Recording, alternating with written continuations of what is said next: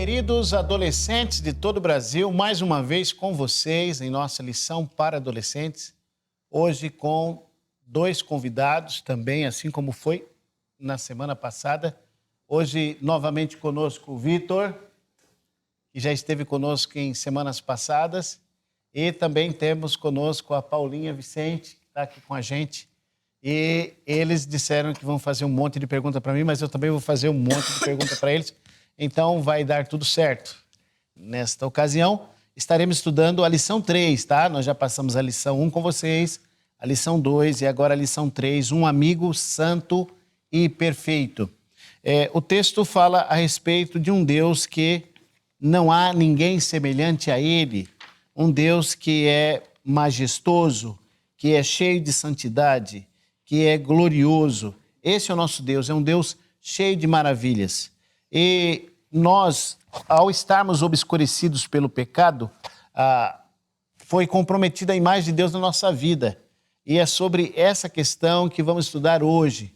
Então, nós temos conosco esses dois colegas, esses dois adolescentes. E nós vamos fazer uma pergunta para você, mas antes eu quero confirmar a sua idade, Vitor.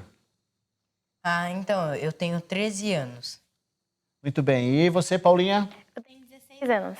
Então, nós temos adolescentes conosco com idades pertinentes. Agora, eu quero fazer a primeira pergunta à Paulinha, tá? Mas antes, eu quero dizer que o texto fala de um zoológico. Pessoal, zoológico, por que zoológico? Na realidade, quando Jesus entra no templo, ele vê tanto barulho, tantos animais e tudo, que a casa de Deus, a igreja, parecia um zoológico.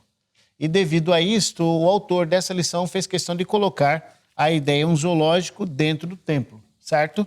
Agora nós temos uma pergunta para Paulinha. Paulinha, mas por que o templo se parecia mais com um zoológico ou uma feira de gado do que com um local de adoração? Você pode dizer para a gente por quê? Sim, bom, o templo estava parecendo um zoológico porque havia vários mercadores lá dentro vendendo os animais e tal, e por isso que foi usado o termo zoológico.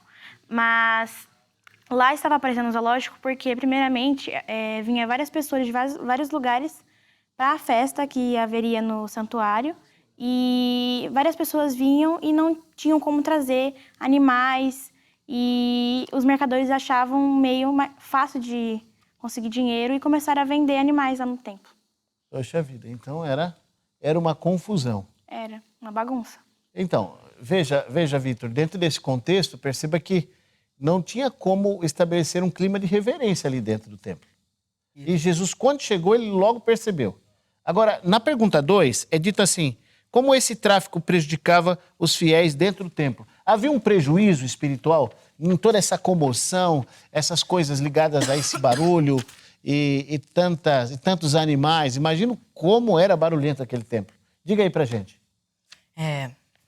Então, aqui, a confusão era tão grande, o barulho impedia que se ouvissem as palavras dirigidas ao Altíssimo. Então, o barulho, as vendas eram tão grandes que eles não prestavam atenção no valor espiritual que aquilo tinha.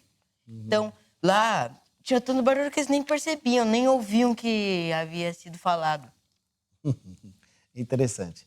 Veja que a expressão do autor, ao dizer que havia um zoológico no templo, realmente compatível com a ideia, porque havia mesmo muito animal, muito barulho, e isso comprometia. Há uma lição para a gente disso aqui? Sim, há uma lição para todos nós. Qual é a lição? A lição é que a casa de Deus é um lugar sagrado. Os utensílios da casa de Deus são também sagrados. Como também nós somos sagrados para Deus. Ocorre que quando nós desvirtuamos esse clima, quando fazemos as coisas para Deus de modo desorganizado ou barulhento, nós ofendemos a Deus.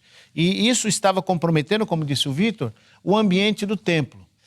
Essa é uma lição para mim e para você, ao nos relacionarmos com a igreja, ao chegarmos no templo, ao chegarmos no lugar onde nós adoramos a Deus, devemos ter um comportamento adequado ao local. Ali não é um lugar comum, ali é um lugar santo. Mas se você tiver algum detalhe aqui que você não entendeu da conversa dita pelo Vitor ou pela Paulinha, escreve seu comentário aí, deixa seu comentário que nós estaremos, dentro da nossa possibilidade, orientando a vocês. Não se esqueça de se inscrever em nosso canal, tá? Nós queremos ter vários adolescentes inscritos para que possamos, assim, sempre estar atendendo vocês. Que Deus te abençoe e até a próxima lição. Até lá!